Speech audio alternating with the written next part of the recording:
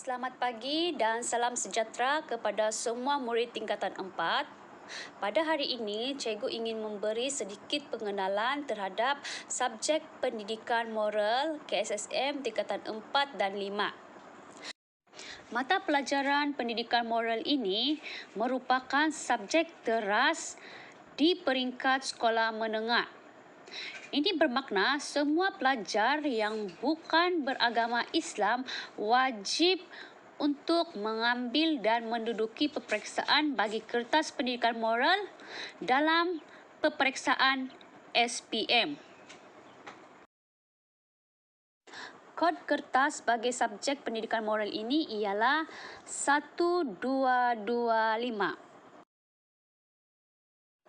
Seterusnya, dalam subjek pendidikan moral ini, kita akan belajar 3 bidang utama, iaitu bidang 5, insan bermoral, bidang 6, jati diri moral, bidang 7, moral dan kenegaraan.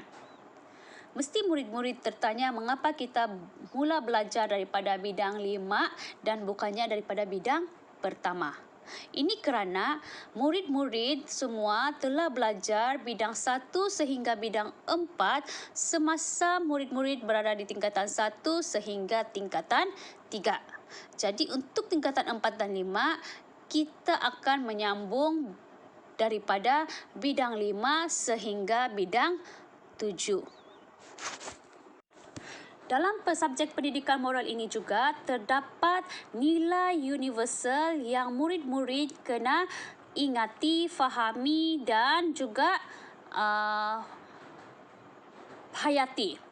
Okey, terdapat 18 nilai tersebut, iaitu nilai kepercayaan kepada Tuhan, nilai baik hati, nilai bertanggungjawab, nilai berterima kasih, berhemat tinggi, hormat, kasih sayang, keberanian, kejujuran, kerajinan, kesederhanaan, toleransi, berdikari, harga diri, kebebasan, patriotisme dan juga nilai rasional. Setiap nilai ini murid kena faham dan juga kena ingat kerana soalan pendidikan moral akan menanyakan murid tentang nilai universal berdasarkan situasi soalan yang diberikan. Jadi, murid kena memilih beberapa nilai yang bersesuaian dengan situasi soalan yang diberikan.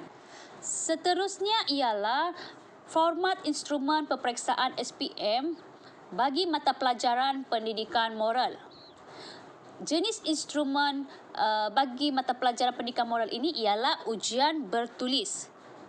Terdapat 3 jenis item, iaitu subjektif responden terhad, subjektif responden terbuka dan juga subjektif responden berstruktur. Bilangan soalan bagi subjek pendidikan moral ini terdapat 3 bahagian penting atau 3 bahagian, iaitu bahagian A yang memperuntukkan 50 markah, iaitu terdapat 5 soalan dan murid dikehendaki menjawab semua soalan tersebut. Seterusnya ialah bahagian B, terdapat 2 soalan dan murid hanya perlu menjawab 1 soalan sahaja. Markah yang diperuntukkan untuk bahagian B ini ialah 10 markah.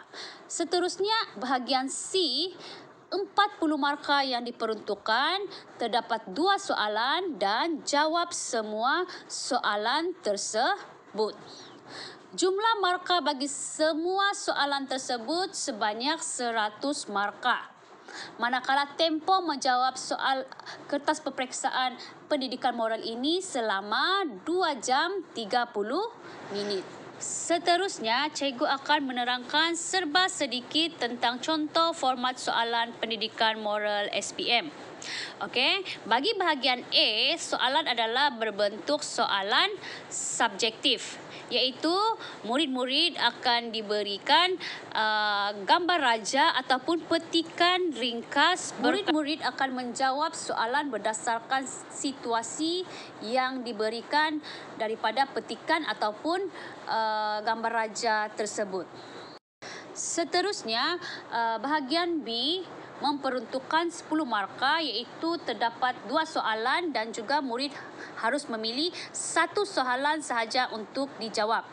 Okey, soalan ini berbentuk esei. Jadi murid mesti menjawab soalan tersebut dalam bentuk esei dan dilarang sama sekali menjawab dalam bentuk poin-poin ringkas. Okey. Jadi dalam soalan ini, murid-murid kena memberikan nilai universal dan juga huraian kehendak soalan tersebut. Manakala bahagian C pula memperuntukkan 40 markah. Soalan ini juga ialah soalan esei.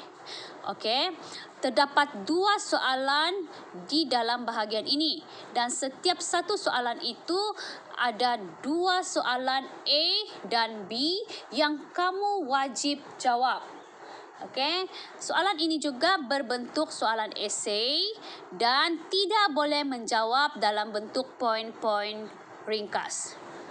Sebelum cikgu mengakhiri perkongsian cikgu ini, diharapkan perkongsian ini dapat memberi murid-murid serba sedikit gambaran tentang subjek pendidikan moral di peringkat tingkatan 4 dan 5. Semoga perkongsian ini dapat meningkatkan motivasi murid-murid untuk belajar dengan lebih tekun subjek pendidikan moral kerana ia merupakan subjek teras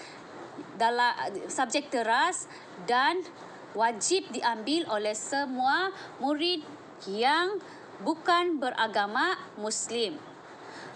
Dan itu saja dari cikgu. Sekian, terima kasih.